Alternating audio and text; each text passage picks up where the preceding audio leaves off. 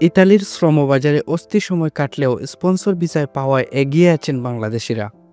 দেশটিতে বসবাসরত বাংলাদেশি ব্যবসায়ীদের শক্ত অবস্থানই এর মূল কারণ বলে মনে করেন প্রবাসী বাংলাদেশিরা।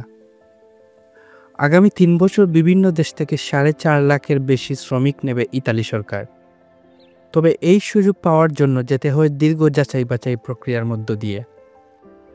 অবৈধ অভিবাসী ঠেকাতে ইতালি সরকারের নেয়া কঠোর এই পদক্ষেপের ফলে এবছর আবেদন জমার সংখ্যা কমেছে রেকর্ড সংখ্যক।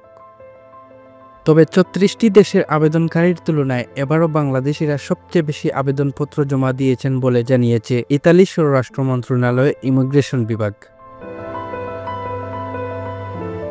বৈধ উপায়ে ইতালি যাওয়ার সুযোগ পাওয়ায় খুশি বাংলাদেশি প্রবাসীরাও। কঠোর নিয়মের পরও ইতালির স্পন্সর ভিসা পাওয়ায় দৌড়িয়ে এগিয়ে আছেন বাংলাদেশিরা। দেশটিতে বাংলাদেশি ব্যবসায়ীদের দৃঢ় অবস্থানের কারণ মনে করেন প্রবাসী বাংলাদেশিরা।